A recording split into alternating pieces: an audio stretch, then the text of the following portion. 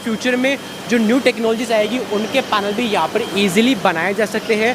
Insolation energy polycrystal panel का भी manufacturing करती है, लेकिन वो पैनल इनकी दूसरी फैक्ट्री के अंदर बनता है। यहाँ पर सिर्फ और सिर्फ लेटेस्ट टेक्नोलॉजी पैनल्स की मैन्युफैक्चरिंग करी जाती है। तो चलिए इस फैक्ट्री के अंदर हम देखते हैं कि यहाँ पर पैनल को किस तरीके से बनाया जाता है। सबसे पहले आप यहाँ पर जो बड़े बड़े कार्टन्स देख रहे हैं, इन कार्टन्स के अंदर सोलर सेल है। तो इन कार्टन में छोटे छोटे बॉक्स है, इन बॉक्स को बाहर निकाला जाता है और बाहर निकाल कर इनको अनरैप करके सेल को बाहर निकाल के कुछ इस तरीके से मैगजीन में इनको लोड कर लिया जाता है और फिर इस मैगजीन को इंसर्ट किया जाता है इस बड़ी सी मशीन में। आप यहाँ पर जो बड़ी सी मशीन देख रहे हैं, ये है सेल कटिंग मशीन, जो कि सेल को बीच में से कट करके दो हिस्सों में डिवाइड कर देती है। बेसिकली यहाँ पर जो भी पैनल्स अभी बन रहे हैं वो हाफ कट टेक्नोलॉजी के हैं और इसीलिए सेल को बीच में से काटना होता है और ये जो मशीन है ये लेजर के थ्रू इन सेल्स को काटती है और फिर ये सेल बाहर आते हैं और इनको कुछ इस तरीके से मैगजीन में इनको फिर से लोड किया जाता है और फिर इस मैगजीन को इंसर्ट किया जाता है इस सेकंड मशीन के अंदर।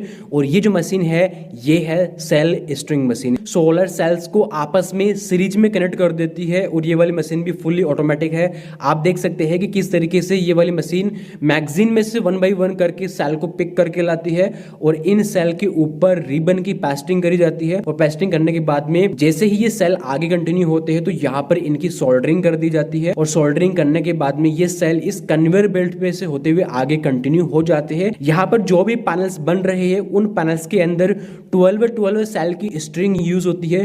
तो जैसे ही 12 सेल की स्ट्रिंग कंप्लीट हो जाती है वैसे ही स्ट्रिंग पर कट लग जाता है और कुछ इस तरीके से एक स्ट्रिंग कंप्लीट हो जाती है। स्ट्रिंग को ये वाली मशीन जो है ऑटोमेटिकली उठा लेती है और उठा के सबसे पहले इसका विजुअल इंस्पेक्शन होता है। ये देखा जाता है कि क्या ये स्ट्रिंग परफेक्ट बनी है कि नहीं बनी है, क्या इसमें कुछ प्रॉब्लम तो नहीं है। जब ये एक बार इंश्योर हो जाता है कि ये स्ट्रिंग परफेक्ट है तो ये वाली मशीन इस स्ट्रिंग को कन्वेयर बेल्ट पे रख देती है और ये वाली कन्वेयर बेल्ट इसको आगे लेकर जाती है जहां पर इसका पैनल बनाया जाता है। आप यहाँ पर ये जो बड़ी सी मशीन देख रहे हैं ये है ग्लास पिक मशीन।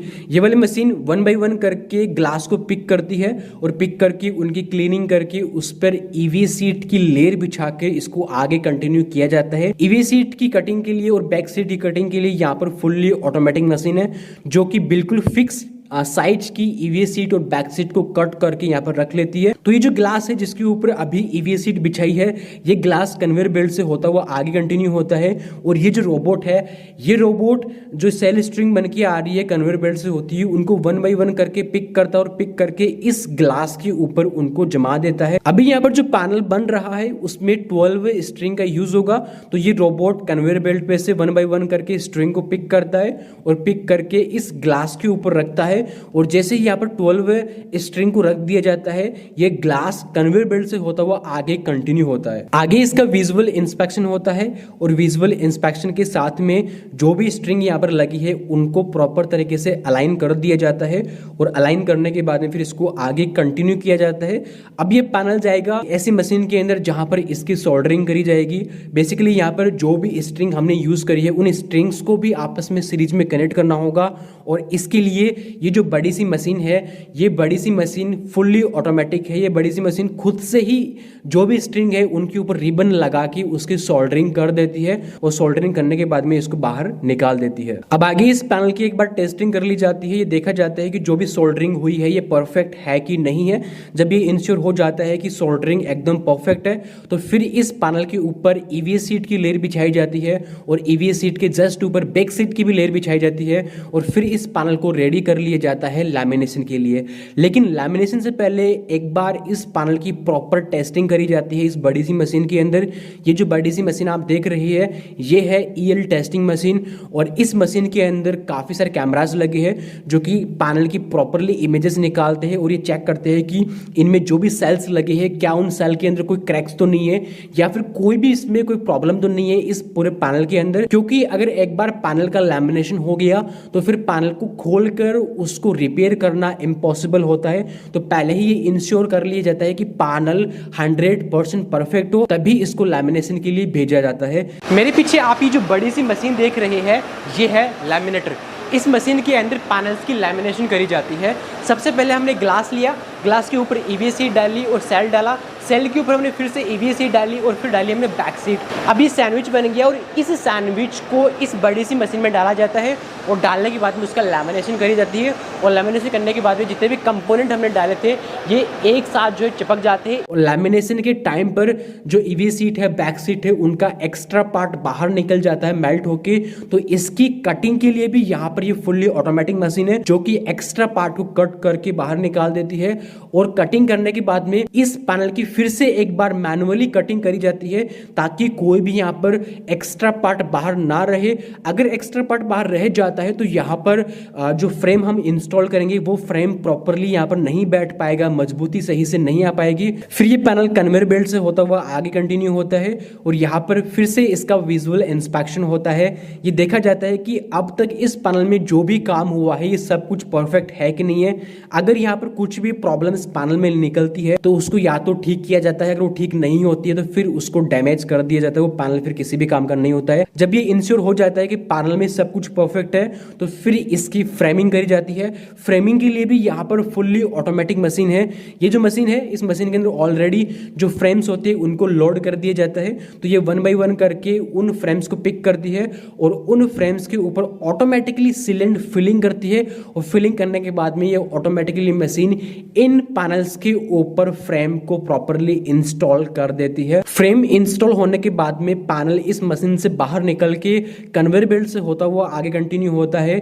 यहाँ पर जो भी पीछे जंक्शन बॉक्स है उन जंक्शन बॉक्स को लगाकर वायरिंग कनेक्ट करी जाती है और जंक्शन बॉक्स के ऊपर सोल्डरिंग का काम होता है तो वो भी काम किया जाता है। सोल्डरिंग के काम के बाद में इन जंक्शन बॉक्स में जो भी स्पेस खाली बचता है उसके अंदर सेलेंट फिलिंग कर दी जाती है ताकि यहाँ पर पानी वगैरह, नमी वगैरह बिल्कुल भी एंटर ना करे। जब ये काम कंप्लीट हो जाता है तो फिर इस पैनल को उठाकर क्यूरिंग के लिए रख दिया जाता है, यानी कि इसमें अभी हमने जो सीलेंट फिलिंग करी है, जो भी फ्रेम हमने इंस्टॉल करा है, इसको सूखने में टाइम लगता है तो यहाँ पर कुछ देर का यहाँ पर इसको टाइम दिया जाता है। और जैसे ही पैनल की क्यूरिंग कंप्लीट हो जाती है यानी कि जो भी सीलेंट हमने यूज किया है वो प्रॉपरली सूख जाता है तो फिर इस पैनल की क्लीनिंग करी जाती है।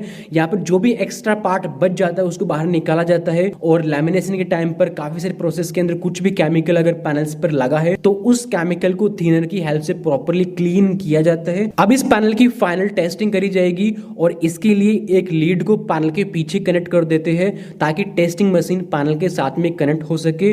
और पैनल के पीछे ये जो स्टिकर लगता है इस स्टिकर को भी यहाँ पर लगा दिया जाता है और फिर इस पैनल को उठाकर रखा जाता है इस कन्वेयर बेल्ट के ऊपर और ये कन्वेयर बेल्ट इस पैनल को लेकर जाता है इस टेस्टिंग चैम्बर के अंदर। इस टेस्टिंग चैम्बर के अंदर पैनल्स को काफी अलग अलग पैरामीटर्स के ऊपर टेस्ट किया जाता है। ये देखा जाता है कि पैनल्स का आउटपुट कैसा है, कितना एम्पियर का ये आउटपुट दे रहा है, कितना वोल्टेज का आउटपुट ये दे रहा है और IV कर्व कैसा बन रहा है। प्रॉपरली इसकी टेस्टिंग करी जाती है और पैनल की जो भी टेस्टिंग रिपोर्ट निकलती है उस टेस्टिंग रिपोर्ट का प्रिंट आउट लेकर इस पैनल के पीछे यहाँ पर लगा दिया जाता है। फिर ये पैनल कन्वेयर बेल्ट से होता हुआ आगे कंटिन्यू होता है और यहाँ पर फाइनली पैनल की EL टेस्टिंग फिर से करी जाती है। ये देखा जाता है कि पैनल में जो भी सेल्स लगे हैं क्या उनमें कोई माइक्रो क्रैक्स तो जनरेट नहीं हो गया है। प्रॉपरली एक बार EL टेस्टिंग कर ली जाता है यानी कि इसकी फाइनल टेस्टिंग कर ली जाती है और टेस्टिंग करने के बाद में फिर इसको आगे कंटिन्यू किया जाता है। और आखिर में ये यहाँ पर जो मैन पावर है ये मैन पावर फिर से एक बार इन पैनल्स की विजुअल इंस्पेक्शन करती है। ये देखती है कि ये पैनल जो बना है ये क्या परफेक्ट है कि नहीं है, क्या इसमें कुछ कमियां तो नहीं रह गई है। जब ये इंश्योर हो जाता है कि ये पैनल एकदम परफेक्ट है तो फिर इस पैनल की पैकेजिंग यहाँ पर स्टार्ट कर दी जाती है। यहाँ पर इस फैक्ट्री में जो भी पैनल्स बनते हैं वो BIS सर्टिफाइड होते हैं तो इसके लिए इन पैनल की अलग से टेस्टिंग करी जाती है और ये जो टेस्टिंग है ये इसके लिए काफी अलग अलग पैरामीटर्स होते हैं। इस बड़ी सी मशीन के अंदर पैनल की ह्यूमिडिटी टेस्ट होती है। ये वाली बड़ी सी मशीन इस पैनल के ऊपर काफी ज्यादा वेट का पुल करती है और पुश करती है और ये देखती है कि पुल पुश से इस पैनल के अंदर क्या क्या डैमेज होता है। इसके अलावा ये दूसरी मशीन आप जो देख रहे हैं ये वाली मशीन इस पैनल को स्ट्रेच करके देखती है, खींच के देखती है कि क्या इसकी जो फ्रेम है वो स्ट्रेच करने से बाहर निकल भी रही है या फिर नहीं निकल रही है। मतलब यहाँ पर काफी सारी मशीन है और इन काफी सारी मशीन के अंदर इन पैनल्स को अलग अलग पैरामीटर पर टेस्ट किया जाता है। फाइनली कुछ इस तरीके से सोलर पैनल्स की मैन्युफैक्चरिंग करी जाती है और मैन्युफैक्चरिंग करने के बाद में इनको कुछ इस तरीके से वेयर हाउस में स्टोर कर लेते हैं और यहीं से फिर इनके इंडिया लेवल पर जो भी डिस्ट्रीब्यूटर है या जो डीलर्स है उनको यहीं से डिस्पैच कर दिया जाता है। तो फाइनली आज की इस वीडियो में इतना ही, मिलते हैं नेक्स्ट वीडियो में।